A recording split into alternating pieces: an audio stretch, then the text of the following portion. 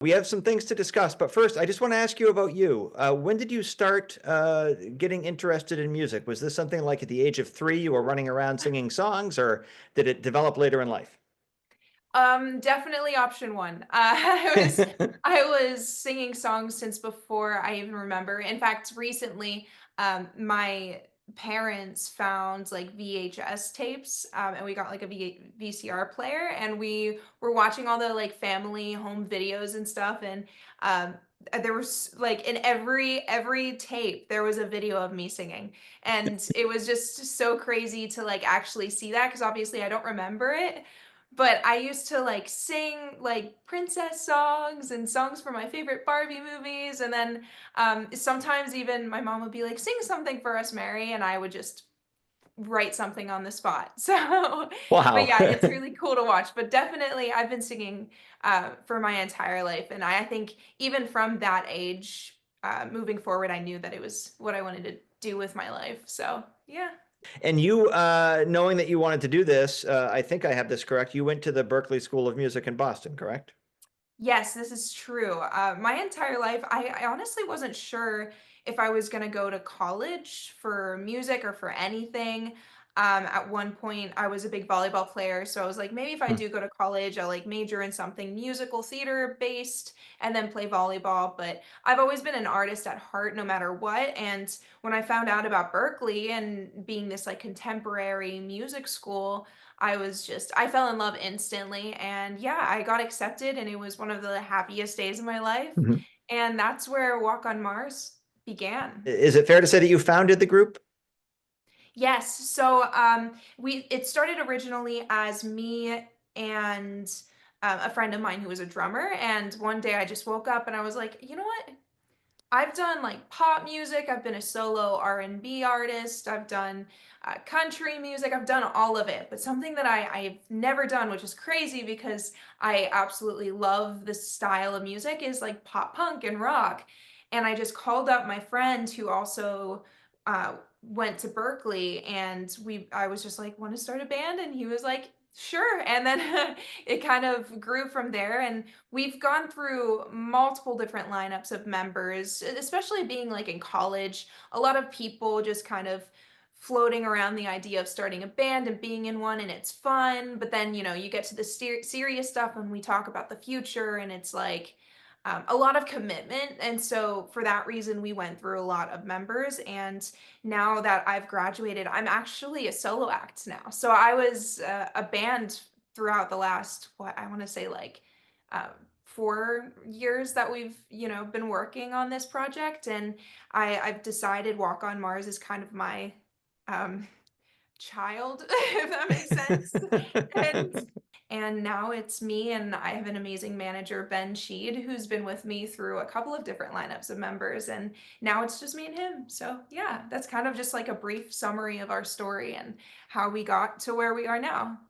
And where you are now is an independent artist, and I feel like my daughter is a big Swiftie, and one of my daughters is a big, actually they both are, but my oldest in particular, and she Mhm. sees Taylor Swift on the big stage, sold out arenas all over the place, tough to get tickets, and I'm not sure it really sinks in how hard the work is. That's not the songwriting, that's not the performing, that of course is difficult. If it were easy, everyone would do it, but that alone is difficult. But then there's the business part of it as well. What kind of struggles do you see as an independent artist that those of us who are just consumers have no idea about?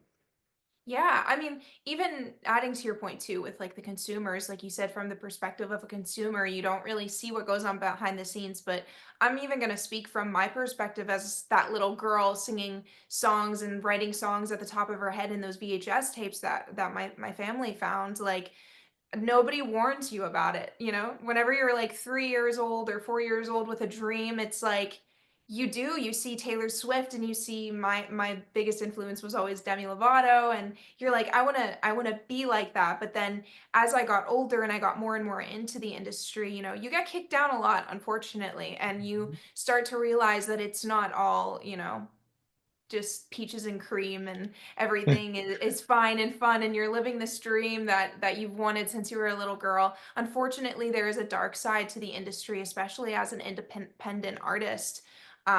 that you just kind of have to work around. But you know what? If you work through it and you push past it, then you really know it's meant to be. And I think that's what keeps me fighting the good fight is realizing recognizing that in order to be that Taylor Swift and to have that dream that I wanted as a little girl, it is going to be a lot more effort. And a lot of independent artists are very much taken advantage of. And especially when you're a young girl and being scouted. I was scouted since the age of 12, and I Wow. had my parents saying no to offers where they could just, read between the lines and see that it wasn't a good opportunity for me. But then once I hit 18, it's like I'm out on my own. Now it's like I have to learn for myself. And unfortunately I did. And yeah, my heart goes out to like every independent artist out there who's had to face the darkness of the music industry, because it is unfortunate because it all starts with a dream, and it always starts with just a passion for art and doing what you love. And we connected because you through the band, and I think through your own Instagram feed as well. You made a couple of posts about a situation that involved some of your work, and I saw that, and I felt terrible about it. And then the next thing that came was a link to a GoFundMe page. Going into, that dark side of the music industry, I was working with a company, and we were releasing my music, and we were, collaborating and whatnot, but things went south really fast. And like I said, a lot of people in this music industry want to take advantage of someone who's in love with what they do, and unfortunately I was a victim to that. I had just turned 18, and I was scared that, like, with COVID and everything, this was it for me, that, like, I couldn't perform, I couldn't do anything. I had no idea what the next steps were. It seemed like things were hopeless. And my I guess my solution to that was to sign a contract, and I went into it really optimistic. And it's really funny though, because just like a week after I had signed that contract, everything just felt like it was crashing down around me, and I just had this feeling that I had made the wrong decision. And lo and behold, here we are years later, and I've been fighting really hard to gain back my independence and to be treated properly, because it wasn't just the fact that I was owned by this company. It's also just how I was treated throughout the process, and belittled and called a diva. And name calling is such a funny thing as an adult. It's so crazy how it's still a thing as an adult, because obviously I went through it.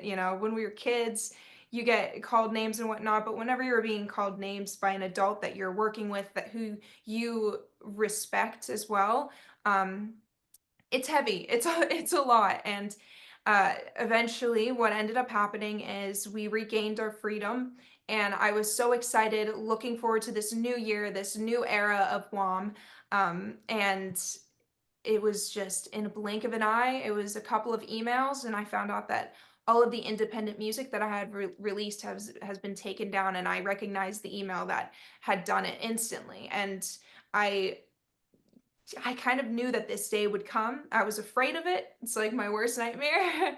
But when it did, it did feel like everything, like, around me just really, like, crashed and burned. And for the first time in my entire career, I remember, through, like, crying and through my tears, I was like, I should just quit. I had made that post on Instagram just explaining the situation in the best way that I could and that I'm able to. And I just seeing the support and the amount of people who were just on my side really picked me back up again. I was very skeptical and hesitant to start a GoFundMe at first, because just asking people for money just sometimes doesn't feel like the right thing to do. So we set the goal to $1. I And saw that. I was going to ask about yeah, that.